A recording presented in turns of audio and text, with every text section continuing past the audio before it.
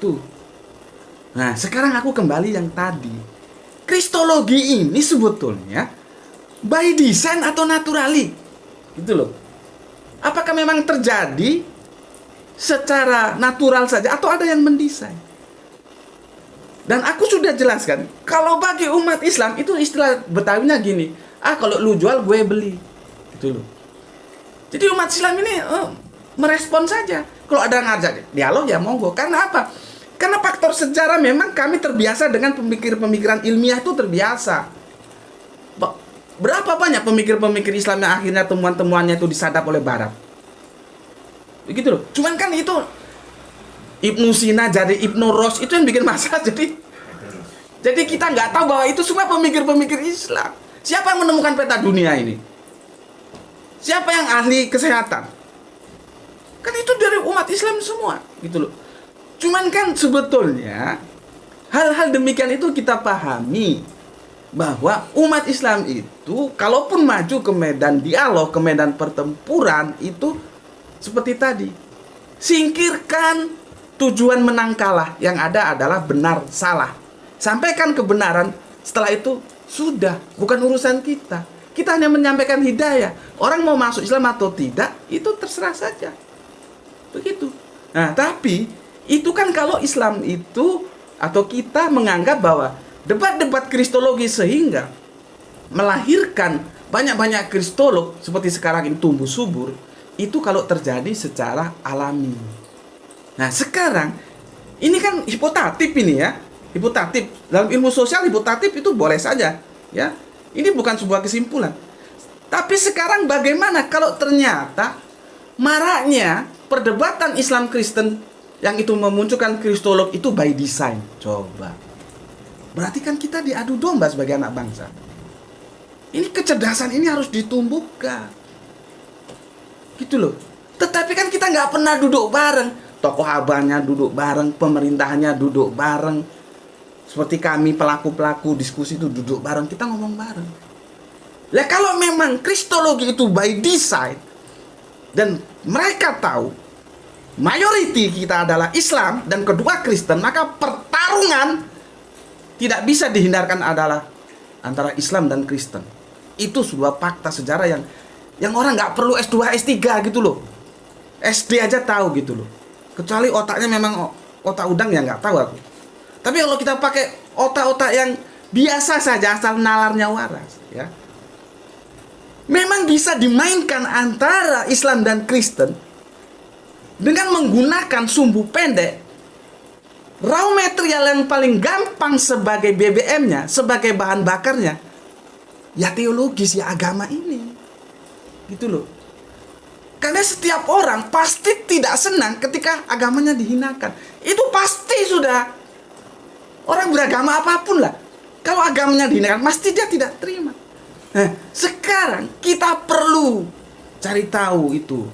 Memang benar, posisiku di Arimatea itu sebagai, aku ketua 3 Gus ya. Sebagai ketua tim investigasi. Jadi kalau ada kasus-kasus di lapangan, aku yang ketuanya, aku turun. Tapi kan kami ini terbatas. Dananya terbatas, kemampuannya terbatas, personalnya terbatas. Kalau memang dia mau diadakan sebagai penelitian ilmiah, ya yang punya dana lah siapa? Tentunya pemerintah. Bikin sebuah penelitian, apakah perdebatan Islam Kristen itu yang melahirkan para kristolog itu by design atau tidak? Kalau by design, cari siapa dia. Berikutnya, apa maksudnya? Begitu. Dan teman-teman lain di luar Kristen nggak usah kaget kalau memang by design, ya. Yang mendesain itu jangan merasa menang karena umat Islam menyambutnya. Tidak. Karena umat Islam itu tadi loh, lu jual gue beli. Gitu loh. Sebetulnya kita nggak mau, tapi kalau lu jual, gue beli. Karena kami punya sejarah bahwa kami terbiasa dengan diskusi-diskusi ilmiah itu. Jadi kalau misalkan ada sebuah kekuatan entah siapapun dia, wah, berarti desain kita berhasil ini. Ini orang Islam sudah masuk semua menjadi kristolog ini. Berarti desain jebakan kita berhasil dan mereka sudah mulai tukaran. Tukaran itu bahasa Jawa, bahasa bertengkar dan rame. Ini bisa jadi pemecah belah bangsa ini. Nah, berarti kita sudah sukses gitu. Maka kalau Anda bilang begitu, Anda ya goblok. Tuh, sorry aku ngomong nih bla-blaan ya. Anda provokator yang mendesain kristologi ini, kalau benar ada, maka saya bilang, kalau benar ada, semoga dia mendengar omongan saya. Anda bodoh. Karena apa? Orang Islam seperti itu yang aku bilang. Ya, lu jual gue beli. Jadi kalau kita menerima tantangan itu, bukan berarti kita terjebak dalam desain yang kamu bangun. Bukan. Kita tetap mencintai negeri ini. Kita tetap toleransi. Kita tetap menyayangi saudara kita. Karena Islam mempunyai 2 kekuatan. 3 kekuatan cinta. Ya, garis bawahi. 3 kekuatan cinta di dalam Islam. 1, kalau kita tidak bisa berkasih sayang di dalam iman, ya memang tidak bisa. Tidak ada persaudaraan dalam iman kecuali sama-sama iman. Ya, Islam sama Islam. Islam mau berkasih sayang dengan di luar Islam tidak bisa, karena seperti yang disampaikan oleh Gosur tadi, ya, agama itu tidak toleran loh. Yang toleran itu kan manusianya. Nggak ada satu ajaran agama pun membenarkan agama itu, nggak ada. Itu mungkin agama tahu campur yang model begitu. Agama itu mesti mengklaim gitu loh. Nah, kita tidak mungkin ketemu di area iman teologis. Maka ada 2 area lagi. Apa? Kita sebagai anak bangsa. Nah, di sana kita bisa ketemu. Saling mencintai, saling kerjasama. Jadi kalau ada saudara kita yang sakit, lu nggak perlu tanya, agama lu apa? Nggak perlu. Tetanggamu sakit, kamu punya mobil, ayo saya antar bu, ayo saya antar pak ke rumah sakit, ayo monggo. Nggak punya anak, mau bayar sekolah, ayo pak saya pinjami, monggo. Mau benar-benar, katakan kalau orang Jawa bilang itu mantu. Mantu itu apa ya? Pernikahan, menikahkan keluarganya, ayo bareng-bareng kita bantu. Minta kita jadi tukang masaknya, jadi bantu parkirnya, monggo silakan. Jadi dalam hubungan kebangsaan kita bisa ketemu, ya, dan kita tidak perlu mempertanyakan apa agama mereka ketika ingin berbuat baik terhadap mereka. Tidak perlu, bantu saja. Karena kalau ini diucapkan, itu juga menjadi masalah, gitu loh. Jadi tidak perlu. Itu pintu yang kedua, ya. Kita ketemu sebagai anak bangsa dan mari kita menghormati, saling mencintai demi tegaknya NKRI yang bermartabat ini, sehingga kita tidak bisa dimain-mainkan dengan orang yang kalau memang ini by design. Pintu cinta yang ketiga adalah pintu cinta yang namanya humanisme, kemanusiaan. Kita harus mencintai sesama manusia, apapun agamanya, apapun rasnya, apapun cara pandangnya, apapun politiknya, itu harus kita hormati. Bayangkan, ketika Kanjeng Nabi sedang duduk bersama sahabat, tiba-tiba ada orang Yahudi datang mengusung keranda. Lalu Kanjeng Nabi berdiri memberi hormat. Loh, sahabat bertanya, ya Rasulullah, bukankah itu Yahudi? Tapi apa jawaban Kanjeng Nabi yang mulia ini? Subhanallah, subhanallah. Apa jawabnya? Iya, dia Yahudi, tapi dia kan manusia. Coba. Sebuah contoh yang sudah dicontohkan oleh Kanjeng Nabi, bagaimana kita saling menghormati sesama manusia. Oke, yang terakhir, kita berbicara kristologi dan YouTube. Ya. Sesuatu yang tidak bisa dipingkari, di dalam YouTube itu ada duitnya. Gitu loh. Sesuatu yang tidak bisa diingkari, di dalam YouTube itu ada duitnya. Ya. Tapi itu pilihan, terserah saja bagi mereka. Tetapi aku menyarankan kalau bisa, kalau kamu menjadi kristologi di YouTube, orientasimu jangan duit. Gitu loh. Makanya aku itu sekarang jarang melihat YouTube yang berserakan begitu, karena antara isi yang bombastis, judulnya itu bombastis, tapi isinya itu nggak ada, pepesan kosong. Itu masih mending. Kadang-kadang antara judul dan isi itu nggak nyambung. Lah kita ini kan orang-orang makan sekolahan, masa mau dibodohi sama youtuber kelas coro-coro seperti itu? Untuk apa? Gitu loh. Demi hanya sebuah subscribe, demi sebuah viewer yang ujung-ujungnya duit, maka dibuatlah judul-judul yang bombastis. Itu aduh, kadang-kadang kita, makanya aku males lihat YouTube itu. Aku bilang sama Pio, kalau you perlu sama aku tentang sebuah YouTube, kamu nonton. Nanti deskripsinya sampaikan ke aku dan yang kamu tanya apa gitu. Jangan kamu suruh nonton gitu loh. Jangan gitu loh. Jadi kalau aku dikirimi link itu nggak pernah aku tonton. Gitu. Nah, aku sudah memberikan contoh, ya. Aku sudah memberikan contoh, ya. YouTubeku itu tampil biasa saja apa adanya, gitu. Judul-judulnya juga biasa. Bahkan kalian bisa lihat thumbnail itu nggak ada, judulnya tulis biasa. Gitu. Karena apa? Aku akan menyaring, karena aku sudah berparadigma bahwa diskusi ini adalah akademis. Jadi yang masuk ke YouTubeku itu benar-benar yang orang mau belajar apapun agamanya. Ayo kita diskusikan agama ini sebagai pengetahuan, kita bicarakan baik-baik tanpa hujah. Jadi nggak ada. Tapi bukan berarti aku nggak perlu uang. Orang rumah aja masih ngontrak, aku ngomong nggak perlu uang. Siapa orang hidup nggak perlu uang? Bayar sekolah itu bayar listrik pakai uang, bayar wifi pakai uang, gitu loh. Tetapi uang tuh bukan satu-satunya. Tentunya aku kalau diarahkan pure-nya kan banyak seneng. Ya kalau banyak semakin seneng. Tapi kalau banyak goblok semua untuk apa? Viewerku katakanlah 1 jam langsung ditonton 2.000 orang, 3.000 orang. Tapi habis nonton dia bodoh. Hanya keinginannya hanya untuk bombastis. Untuk apa? Aku mending ditonton 100 orang atau katakanlah 1.000 orang. Tapi setelah dia mendapatkan ilmu dari channelnya Subandi Tesukoco, dia tularkan ilmu itu kepada yang lain dengan cara yang hikmah. Itu dunia akhirat insya Allah membawa manfaat. Itu dari aku, mohon kalau ada salah kata, salah ngomong, jangan kaget ya. Aku di jalanan ngomongnya yang gini gitu, tapi nggak marah-marah kok, orang baik ya. Hatiku baik, kalau nggak percaya kesini kita ngomong baik-baik, mesti baik. Gitu. Ya cuman ngomongnya gini gitu loh. Nggak ada sandiwara ngomong supaya halus-halus gini-gini, enggak. Ya bodoh aja. Maksudku kalau kamu nggak bilang bodoh, maka kamu harus belajar supaya nggak tak bilang bodoh gitu loh. Aku dulu waktu bukan skripsi, tugas pilihan di teknik itu ya. Ketika dosenku tanya, mana bukumu? Untuk menyusun tugas ini mana? Aku kasih buku. Ini Pak. Gitu. Bukuku itu dibuang sama guruku. Karena apa? Kami dalam teknik itu nulis Y itu harus ada tanda apa namanya? Seperti topi. Nggak boleh Y terus absen itu nggak boleh. Karena kalau Y absen itu punyanya orang sosial. Kalau orang teknik nggak boleh. Y itu depannya harus tanda topi gini. Gini. Tapi subhanallah guruku apa? Begitu buku aku kasih, ditanya, mana buku Mak? Ini. Langsung dia buang. Cret gitu.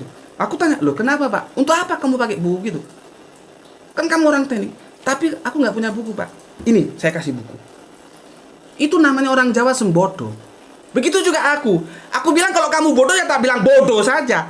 Tapi itu bukan penghinaan. Justru itu rasa cintaku kepada kamu supaya engkau menghilangi kebodohanmu. Nah caranya bagaimana? Belajar. Siapa yang ngajar? Aku akan mengajar kamu kalau kamu mau. Assalamualaikum warahmatullahi wabarakatuh. Waalaikumsalam warahmatullahi wabarakatuh. Cadas Gus Pedik. Baik, terima kasih jazakumullah khairan katsira. 3 orang telah memberikan ulasan yang bombastis ya, kata Gus Pedik. Berikutnya acara terakhir adalah acara timbal balik ya, timbal balik kepada Ustadz Kainama, dipersilakan. Mic-nya Ustadz Kainama. Ya, mic-nya Ustadz Kainama. Kainama. Ya.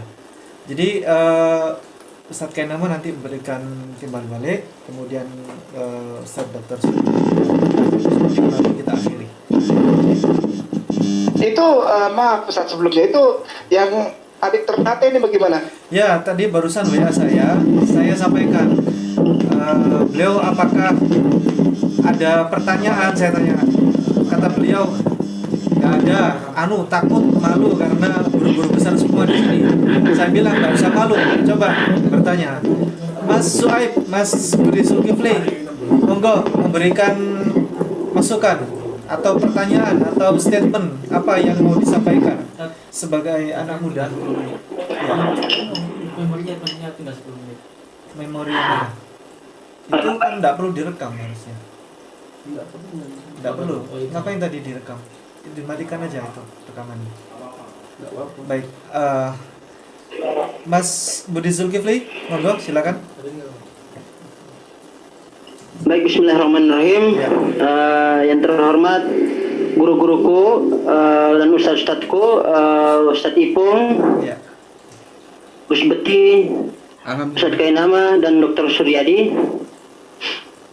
Yang ingin saya tanyakan pada Gus Beti ini gini, Gus. Yang kita lihat di sini, keadaan sekarang ini, itu sering perdebatan. Saya cuma minta solusi yang terbaik dari Gus dan tuan-tuan guru semua. Kira-kira solusi yang terbaik itu seperti apa agar di mana perdebatan-perdebatan ini tidak menimbulkan sebuah penghujatan dan penghinaan. Itu Gus. Baik entah dalam dunia virtual seperti ini atau entah dalam debat live face to face, itu kira-kira saya minta solusi dari tonton guruku, kira-kira seperti apa gitu. Baik, sekaligus ini ya, ada pertanyaan kedua, Mas Budi Zulkifli. Sekaligus nanti tiap pembicara nanti akan memberikan ulasan jawaban, nanti kita akhiri begitu. Ada pertanyaan kedua? Satu aja cukup, satu aja. Baik, begitu. Baik, kepada Ustadz Kainama dipersilakan. Monggo Ustadz.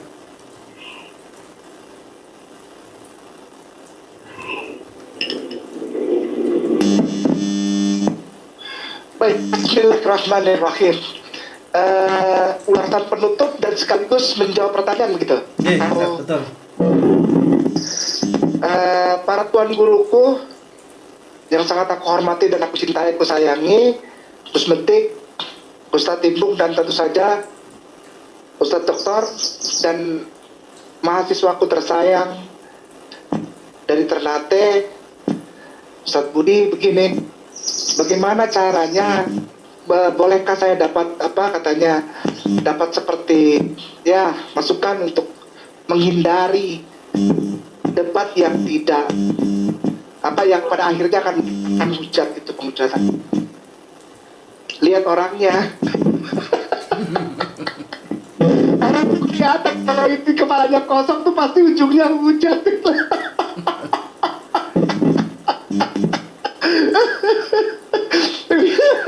Saya jadi ingat tahun 2018 itu diangkat lagi Gus Betik. Itu masih pakai saya subuh-subuh. Orang tuh kalau nggak ada otaknya pasti dia hujat, pasti dia main fisik. Ya, adikku sayang, mahasiswa tersayang, ya bisa dilihat dari cara dia how to melakukan paparan, memilih diksi, memilih kosakata, itu kelihatan. Walaupun kasar, pasti setiap orang akan bilang Gus Betik ini isinya penuh. Kenapa?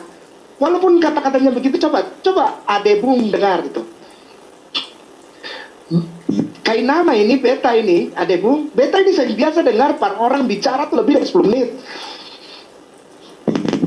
Tapi dengar Gus Betik itu sudah lebih dari 35 menit. Ya, kenapa? Karena ada isinya, ada esensinya. Tapi lihat orang yang pakai bicaranya dengan kadang-kadang orang juga bicara itu yang, maaf ya para debaters, pakai istilah tapi di istilahnya salah. Tapi itu istilah kristologi atau istilah dapat apa istilah, saya bingung. Financial diction itu bisa masuk ke kristologi. Saya nggak ngerti gitu. Tapi ya begitulah. Buat Ustadz mudaku sayang di Ternate itu gampang. Dengar aja dia cara how to make the speech gitu. Dia dari paparan pertama pasti ketahuan dia ada isinya apa enggak. Udah ketahuan itu. Yang kedua, hindari dengan orang-orang yang hanya berkutat dari satu poin ke poin itu saja. Karena pasti akhirnya ketahuan bahwa dia tujuannya untuk menghujat.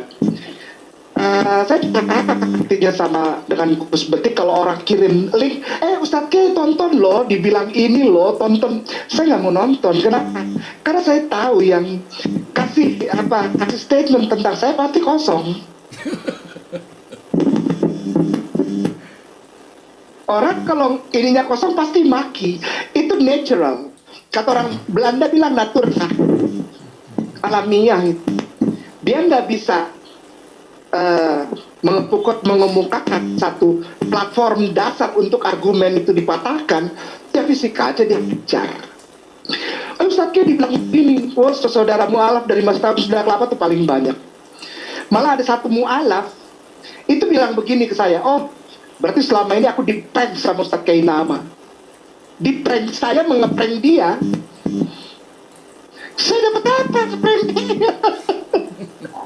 You are nothing for me. Saya nggak ada untung apa-apa dari kamu. Tapi saya dibilang nge-prank dia. Ade gampang. Bagaimana dia berucap, bagaimana body language-nya kelihatan, muka kelihatan. Kelihatan. Bedakan antara yang kosong dengan yang isi. Kalau yang isi, pasti ujungnya kita asik. Kata Gus Betik dan tuanku Dr. Suryadi bilang tadi, pasti kita akan dapat sesuatu hal yang akan menggugah lagi kita agar bisa bikin riset lagi lebih dalam.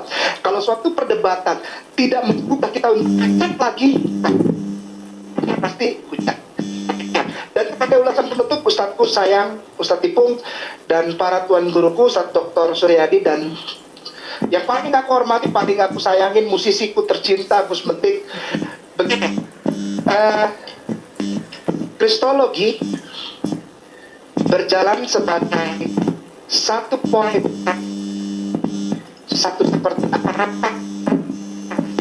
Kalau di dalam bahasa istilah remah roti yang tebar, lalu ada yang jatuh, ada satu seed itu tuh apa ya, bibit gitu, kayak bibit, tapi seperti ada remah roti, jadi menarik perhatian burung. Kristologi sedang ditebar, dan saya tidak mau fitnah, tapi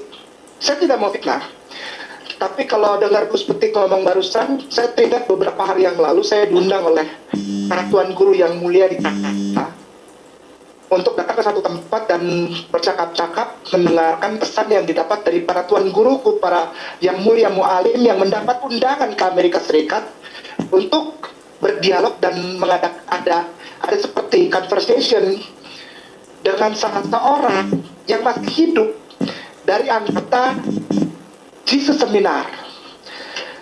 Jadi Jesus Seminar itu ternyata lembaga yang sampai sekarang masih ada. Ada employee-nya, ada kolegisnya, ada seperti keluarganya. Mereka kumpul, lalu ada dana di situ, foundation yang mendatangkan para ahli-ahli kita Muslim untuk datang dan berdialog. Mereka bilang begini, sukses di Indonesia, kalau gitu rumor. Sukses apa? Boleh diulang Ustaz? Boleh diulang Ustaz, karena audio kurang bagus tadi barusan. Iya, Mikrofon ya, tapi dari saya Ustaz. sudah. Ya, jadi ada para tuan guru kita, saya tidak bisa sebutkan namanya.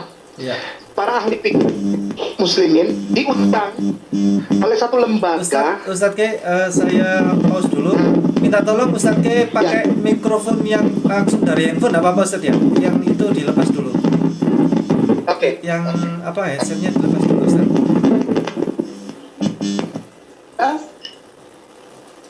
Begini. Dicabut baru dipasang lagi Ustaz. Dicabut baru dipasang lagi. Oke. Ya, sudah jelas? Nah, ini bagus. Oke, lanjut. Sudah. Bagus. Ini Oke. bagus. Ya. Ya. Jadi saya ulangi bahwa ada sekelompok para intelektual Islam Indonesia yang sudah agak sepuh diundang ke Amerika untuk oke lah, ini saya tidak mau bilang nanti apa ya, pokoknya adalah kejadian pertemuan gitu ya. Nanti bisa diedit lah ya. Mereka kasih tahu bahwa ada satu hal yang bikin mereka bilang Indonesia sukses, di Indonesia ada sukses. Apa yang sukses? Bahwa sebetulnya niatan dari satu kelompok misionari yang mission, menyampaikan mission kekristenan, itu sebetulnya tujuannya bukan bikin jumlah orang Kristen yang dibaptis di Indonesia naik, bukan. Tujuan bukan itu. Kristenisasi itu bukan dilihat sukses atau tidaknya dari jumlah penduduk Indonesia yang Muslim ya dibaptis, bukan. Bertambahnya jumlah orang diajar masih bingung kok sendiri antara satu gereja dengan gereja yang lain saling ambil ini kok, saling ambil jemaat, benar nggak?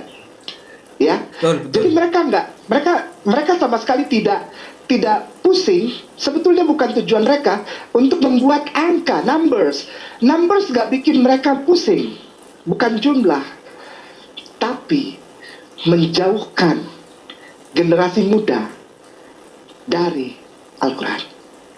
Dibikin sibuk. Salah satunya apa? Kristologi. Semua anak muda Islam yang merasa dirinya punya kemampuan berpikir seperti di-encourage, seperti diberi puff gitu. Ya power kayak kalau mobil tuh pakai turbo, boom gitu.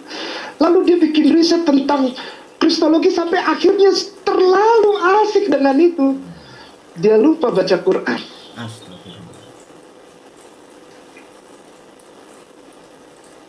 Bahkan sampai ada beberapa orang yang langsung ya, Ustadz Ipung tahu lah. Banyak sekali yang telepon saya, Ustadz Ipung tahu. Ini bilangnya gini, oke, aku mau belajar Hebrew.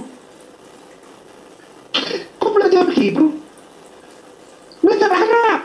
Hebrew.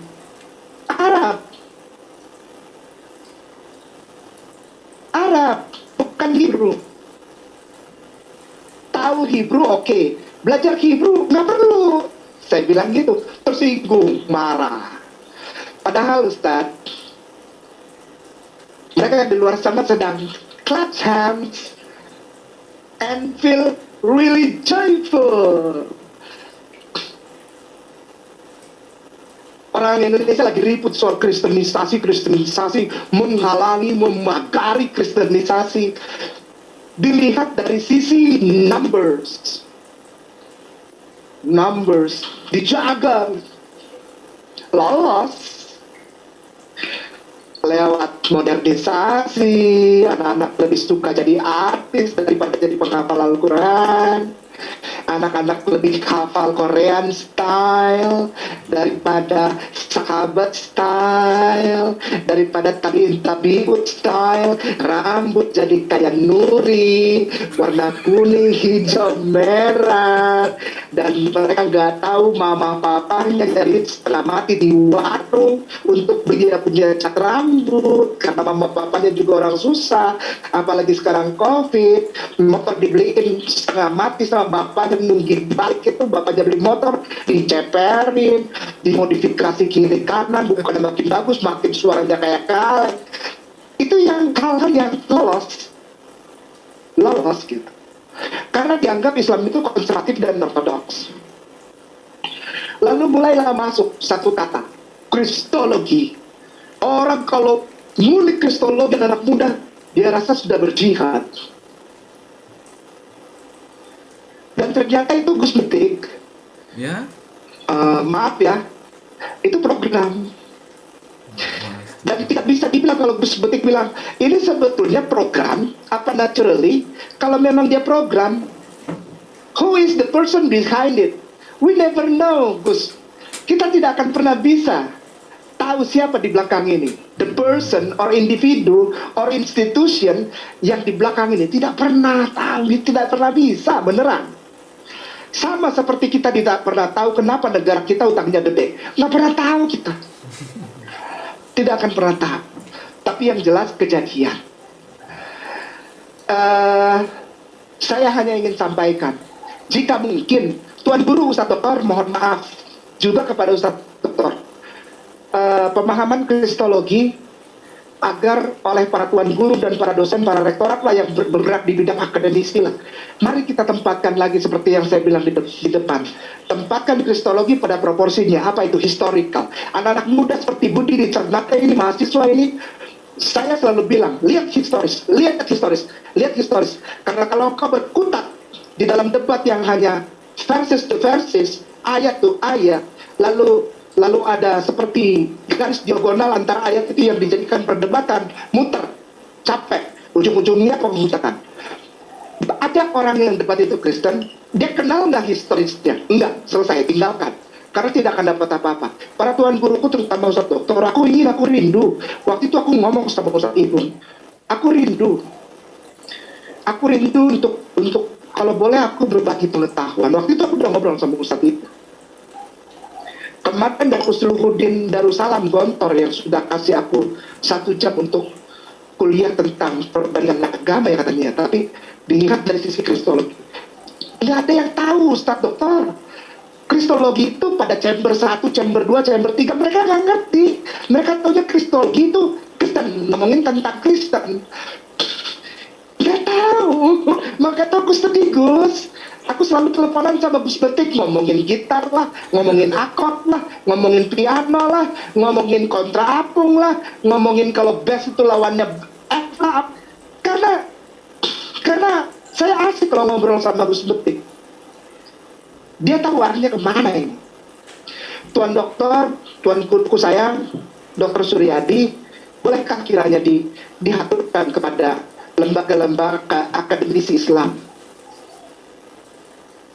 satu pokok pemahaman pembelajaran tentang the real Kristologi, agar ketika anak-anak muda merasa punya sprinkle, punya percikan api, flame itu di hati untuk belajar Kristologi, tapi tidak meninggalkan, tidak asik di Kristologinya, Hebrunya, Yunaninya, tapi dia tidak meninggalkan kecintaannya, waktunya. Harusnya majority waktunya itu untuk Al-Quran dan hadis dan kisah-kisah para sahabat tabi'in. Kristologi dipakai untuk menjauhkan generasi muda, bukan yang tua kayak gini, bukan. Yang muda-muda. Sebagai satu hal yang mengasyikkan anak-anak muda untuk jauh. Mengurangi porsi kepada Al-Quran. Lebih banyak porsi untuk baca Hebrew. Sekarang, Yunani Koine. Tiba-tiba anak kita tahu Flavius Josephus. Tiba-tiba anak kita tahu Eusebius. Tiba-tiba anak kita tahu Agustinus. Anak kita tahu tentang Tertullian, tentang Vespasianus. Tahu semua. Begitu orang-orang seperti Christian Prince nongol kaget. Wah. Banyak yang kayak gitu. Orang-orang seperti Christian Prince ini masuk dalam program, Gus, mohon maaf.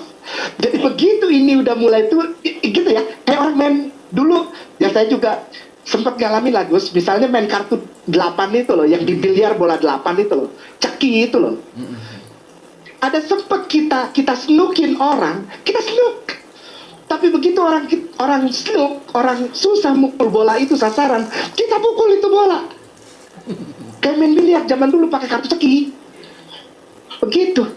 Dia lihat sibuk di ngurusin kristologi. Yesus itu mati apa enggak? Yesus itu Tuhan apa bukan? Padahal udah jelas-jelas balikin aja ke Bible, beres segede alim gambreng. Pemahaman sejarah tentang penulisan Bible itu sebagai dasar dari kristologi yang sesungguhnya. Apa? Yesus Logos. Bukan Kristos Logos, tapi Yesus Logos. Ini gambaran juga orang Islam cinta Yesus sampai kapanpun. Hanya ada satu agama, satu umat yang memuliakan Yesus dan mencintai Yesus pada proporsinya. Islam. Tuan guruku sayang Ustaz Doktor, Tuan guruku sayang Gus Bentik, Ustaz Ipung dan adikku yang paling ku cinta, betapung sayang, betampung hati jantung dari Ternate. Demikian yang aku sampaikan. Aku mohon pamit duluan ya, karena aku harus lihat lele banjir di sini di Bekasi. Lele banyak. Iya benar. Kita mau bantu orang pakai beras, di sini banyak lele. Karena orang punya kolam naik semua di sini. Sehat-sehat di sana. Amin, amin. Aku cinta dan aku sangat hormat. Amin. Terima kasih banyak Ustaz. Sebentar Ustaz. Barakallahu fikum. Assalamualaikum warahmatullahi wabarakatuh. Waalaikumsalam warahmatullahi wabarakatuh. Jangan pergi dulu Ustaz. Saya ada satu cerita. Oh iya? Saya ada Apa? satu cerita. Iya. Iya, iya. Berapa hari kemarin sebelum Ustadz K telepon saya, hanya selisih 1 hari. Iya. Setelah kejadian itu Ustadz K telepon saya dan bercerita tentang itu. Jadi 1 hari sebelumnya itu ada seorang pimpinan perusahaan. Dia asetnya miliaran, Ustaz. Iya. Jadi perusahaannya perusahaan skala besar ya. Beliau melihat di YouTube dengan maraknya kristologi itu, berbagai debat dan diskusi, sangat terperangah, Ustaz. Sangat terperangah. Beliau pimpinan perusahaan dan beliau mulai suka dengan diskusi di soal kristologi itu. Kemudian bertanya kepada saya, adakah yang bisa mengajari saya bahasa Ibrani gitu. Saya bayar berapapun. Orang Jakarta ini, Ustaz. Iya. Adakah yang bisa ngajari saya bahasa Ibrani? Saya bayar berapapun. Tolong datangkan. Apakah itu Ustadz Kainama? Apakah itu Ustadz Menachem Ali? Saya jawab, no. Bukan soal itu. Bukan soal itu. Bapak bahasa Arab aja belum bisa. Buat apa? Buat apa? Karena saya suka katanya. Karena saya suka dengan kristologi ini, asik katanya. Asik, dan bahasa Ibrani ini keren. Saya bayar berapapun Mas itu.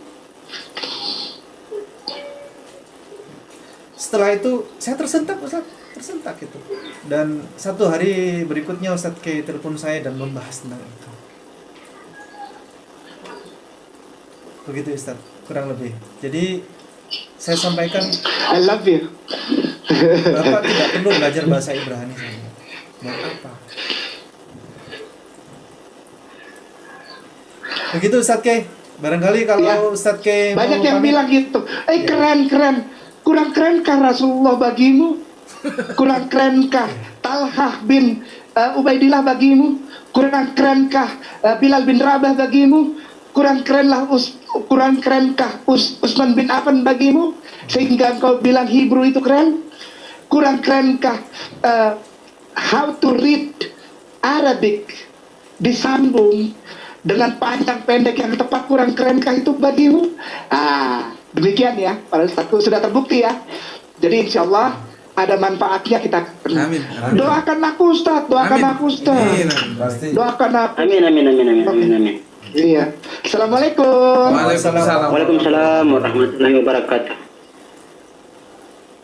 Baik, acara berikutnya adalah pemberian pandangan terakhir dari Ustadz Dr. Suryadi. Kepada beliau dipersilakan. Mari Ustadz. Terima kasih. Satu hal yang tadi belum saya ungkapkan adalah saya sangat sependapat dengan Ustadz Kaimana. Jangan sampai lalu salah langkah di dalam proses semangat untuk tanda petik membentuk diri menjadi kristologi, lalu mengabaikan justru akar dari apa yang menjadi modal kita, yaitu ajian Islam sendiri. Ya. Karena itu lalu kepada Gus Becik saya bilang, ketika kita melakukan diskusi-diskusi, kita jangan sampai terjebak masuk pada wilayah abu-abu, tapi kita harus berani masuk ke wilayah hitam putih. Dan untuk masuk pada wilayah hitam putih itu pasti kita harus memiliki pemetaan yang istilahnya pengetahuan apa yang harus kita miliki untuk katakanlah perjalanan berdebat dan diskusi tadi. Kalau kita kemudian punya semacam hal semacam itu, jadi kita paham artinya apa yang perlu kita kenali dari katakanlah kekristenan. Jadi saya setuju sekali kalau kemudian ingin menjadi kristologi harus kemudian belajar bahasa Hebrew, harus belajar, wah, atau seluruh aspek model kekristenan dipelajari habis waktu tenggelam. Kapan lalu kita belajar Islam? Ya, malah jangan-jangan nanti diskusi malah tidak bisa memberikan jawaban apapun tentang Islam itu sendiri. Nah, saya sangat setuju. Jadi apa yang saya katakan tadi, jangan masuk wilayah abu-abu. Justru orang yang kemudian ingin memahami sampai pada detilan-detilan seperti itu tadi, sampai bahasanya itu namanya salah langkah. Hal yang tepat adalah wilayah mana yang perlu kemudian bisa dijadikan semacam senjata kita, ya, bekal kita untuk kemudian melakukan dialog-dialog tadi, sehingga dari yang kita miliki itu yang tidak perlu menguasai semuanya itu, ya, kita bisa menghadapi diskusi dengan elegan, jadi kita bisa menunjukkan kebenaran, kira-kira begitu. Tapi kalau kemudian tren yang dikatakan oleh Ustadz Kainama itu benar, bahwa ternyata lalu muncul katakan semangat berkristologi, lalu menjadikan dirinya dihabiskan waktunya justru untuk belajar ke seperti itu menurut saya, waduh, sesuatu yang benar-benar harus dihindari. Saya terus terang saja tidak tahu kalau itu kemudian sekarang menjadi tren, ya, apalagi tadi Ustadz Iko sudah mengingatkan ada orang yang sampai berani bayar berapapun kita demi belajar bahasanya, ya. Menurut saya itu buat saya konyol banget. Konyol banget. Maka saya katakan tadi, kalau mau berdebat, jangan seluruh wilayah dimasuki, jangan seluruh wilayah dikenali. Ada wilayah yang penting, substantif yang harus kita kenali dalam rangka untuk melakukan perdiskusian itu. Ya, itu cukup. Jadi jangan kita jadikan diri kita tuh menjadi Kristen malah. Karena waktu kita habiskan untuk menjadi Kristen gitu loh. Karena jujur saja, belajar apapun keilmuan, termasuk mempelajari Kristiani, mempelajari Islam, dan itu, energi yang dibutuhkan sangat besar. Energinya sangat besar, karena itu dengan keterbatasan yang kita miliki, kita harus kemudian mana yang harus kita ketahui, mana yang katakanlah cukup tahu, dan mana yang tidak perlu kita ketahui. Jangan sampai lalu semua hal ingin kita ketahui. Ini kekonyolan. Ini kekonyolan. Saya sebagai dosen, saya pilih-pilih itu. Apapun yang saya pelajari saya pilih-pilih, karena prinsipnya apa yang harus saya ketahui, tapi apa yang bisa kita abaikan atau bisa kalau perlu saya tanya orang, ngapain saya harus mengetahui? Saya bisa tanya orang, kira-kira begitu. Jadi dalam konteks kristologi juga saya berharap begitu. Jadi teman-teman yang katakan bersemangat untuk belajar kristologi, monggo sok, tetapi sekali lagi harus kemudian dipertimbangkan dengan matang mana wilayah yang perlu dikenali, dan wilayah ini sangat penting dalam rangka mengungkapkan kebenaran yang tidak abu-abu. Karena kalau abu-abu terus akan terjadi abu-abu. Bahkan bahasa saya sampaikan pada Gus Betik, kalau kemudian diskusi itu langsung masuk ke wilayah abu-abu, akhirnya mohon maaf, antara Islam dan non-Islam itu menjadi tidak jelas. Seolah-olah dua-duanya yang meragukan, dua-duanya tidak jelas. Nah gitu loh. Nah ini harus dihindari, harus yang hitam putih, sehingga orang jadi tahu, oh ya, yang benar Islam, ini nggak benar, maka saya memilih Islam, kira-kira begitu. Jadi saya sangat setuju. Nah tadi menjawab pertanyaan dari Mas siapa tadi?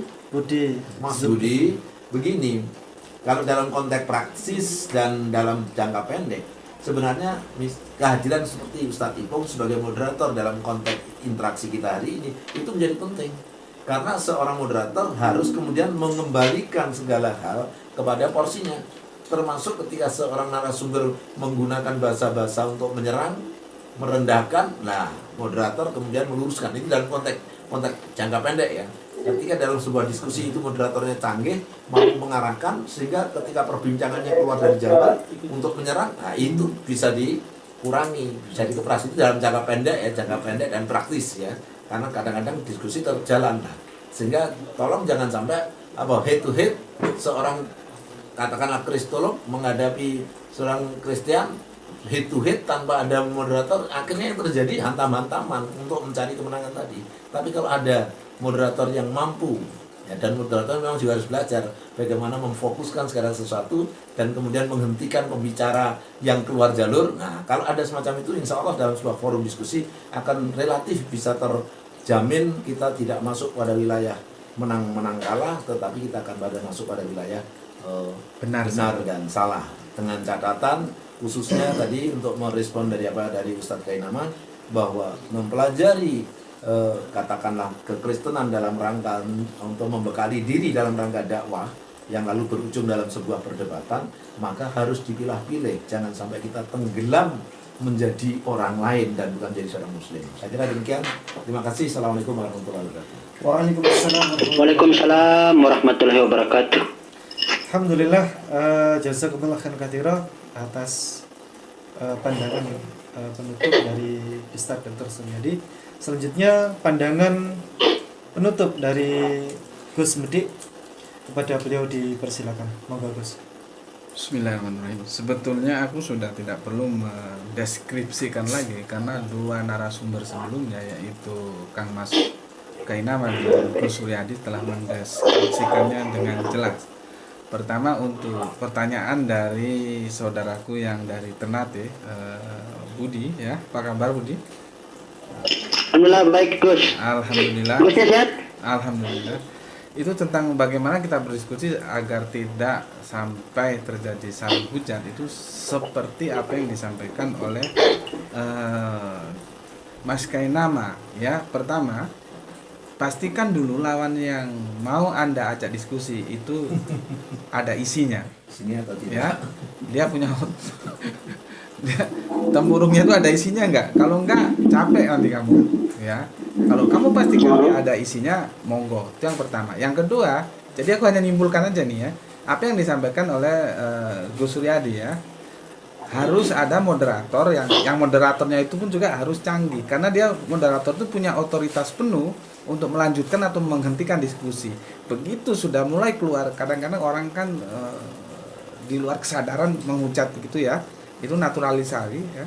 Apalagi yang memang kosong tadi itu ya, itu akan lebih mudah.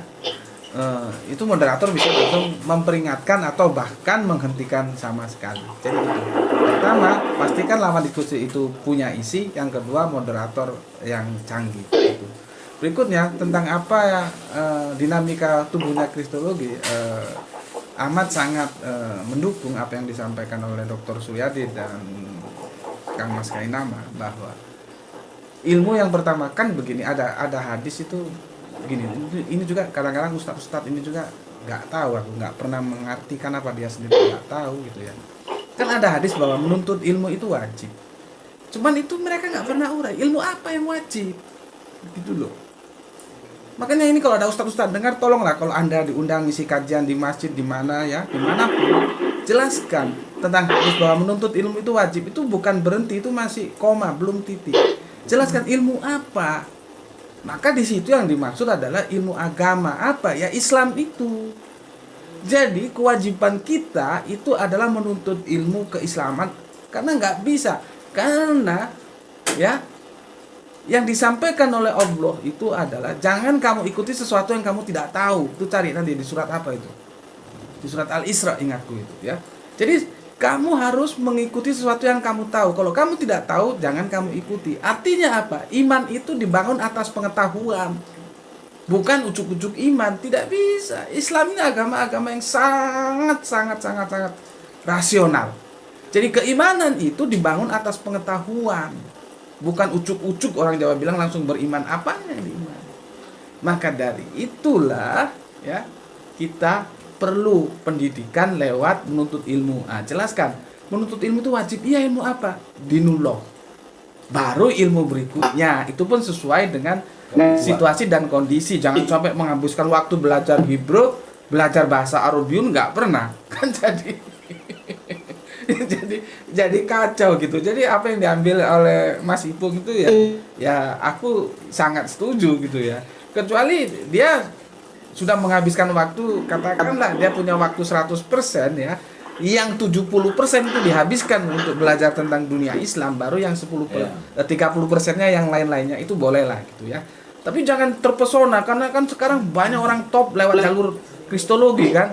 Begitu langsung, apalagi sekarang YouTube itu membuka lebar-lebar untuk orang menjadi top kan. Begitu viewer sampai 100 sampai 1000 sampai 1 juta viewer, langsung nama dia naik, langsung terkenal. Itu kita nggak boleh silau itu supaya ingin terkenal, jangan gitu. Maka kembali lagi, ilmu Islam itu wajib, yang lain itu jais. Jais itu boleh-boleh saja sesuai kebutuhan. Itu Mas Budi, salam untuk keluarga di sana, dan aku tutup. Assalamualaikum warahmatullahi wabarakatuh. Waalaikumsalam warahmatullahi wabarakatuh. Makasih banyak Gus. Sama-sama. Baik, alhamdulillah. Jazakumullah khairan katsiran kepada Gus Budi. Dan akhirnya kita sudah usai, kita sudah selesaikan acara forum pada hari ini, dan saya sempat menangis tadi. Ada beberapa momen yang membuat saya terharu. Baik, terima kasih. Kita akan ketemu lagi di forum berikutnya. Jazakumullah khairan katsiran. Tetap selalu semangat. Allah bersama antum semuanya. Assalamualaikum warahmatullahi wabarakatuh. Waalaikumsalam warahmatullahi wabarakatuh.